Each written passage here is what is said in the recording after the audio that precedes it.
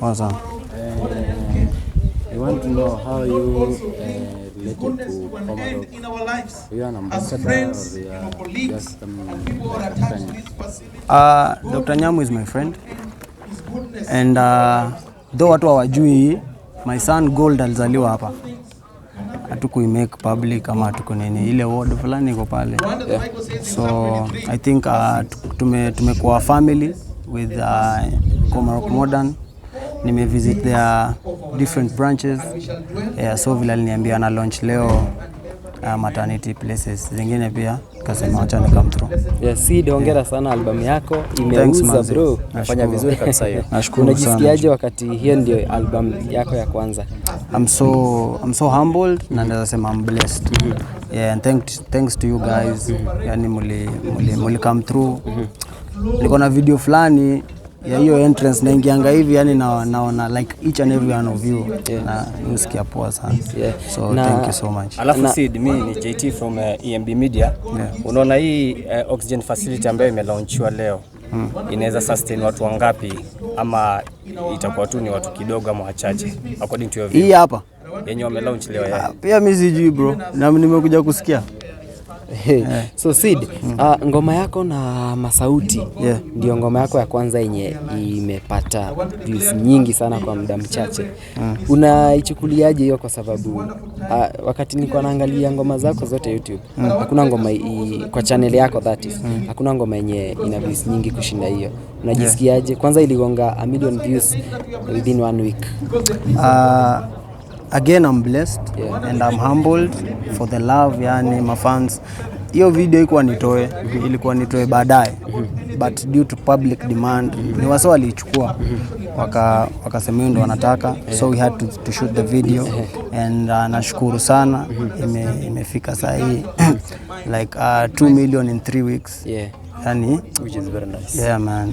So, still on that song kuna wasanii wengi wameongelelea like Ringtone wakasema hiyo sio gospel, unadanganya watu, umewatapeli wasee wakati walikampo event yako, walikuchangia pesa ufanye gospel lakini wakuchangia pesa ufanye ngoma kama ile.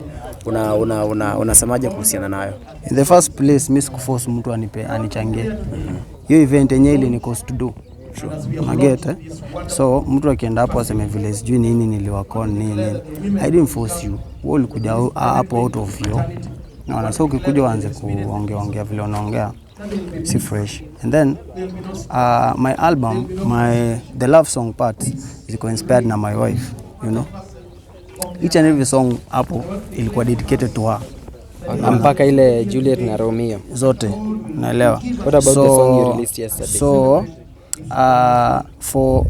for Ringtone naweza sema I think Ringtone ako tu na bitterness zake za maisha. Acha niseme hivyo. Because wezi enda kusema niliwakon sijui nini. I think on my side siku like, but at the end of the day si wote tunajua Ringtone. Naelewa? Hana kitu kingine ya kuoffer isipokuwa issues. Alafu concerning issue ya leo, umesema kuna mtoto wako ashazaliwa hapa. Unaweza elezea nini kuhusu experience ya mpango mzima, vile mtoto alizaliwa, billing pia ilikuwa vipi?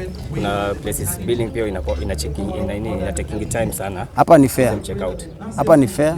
Yani na I think Dr. Nyamu ni one of the few understanding people I've met, you know.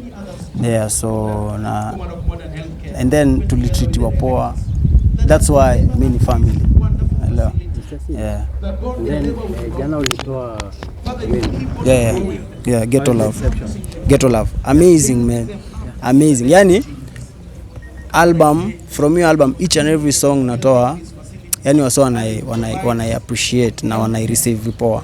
And for me yani imekuwa surprising sana kwangu, but pia nimewakia this album for like 2 years, so I think pia God hata ange blessing kwa mambo mingi. Tumecheki pia the last question, tumecheki pia kwa ngoma umework na Miss Trudy, a popular YouTuber. Tungependa kujua pia your relationship with her na kwa nini ulimchagua kufanya. She's my very good friend. She's my very very good friend. And that song tulishoot video before hata nifikirie kuiweka kwa album. Yeah, the video was there. Nimekuwa na hiyo video for like 6 months.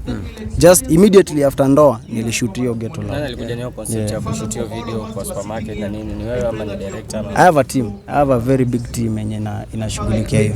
So acha niingie. Mwisho Mr. Sid tunini. Mwisho tunikuulize. Before album yako yenye umetoa, ulikuwa umetoa EP. Hiyo ilikuwa last year. Yeah. Last year. Ni strategy gani tofauti na ile EP ulitoa na hii album? Muliona bro, EP sikufanya launch.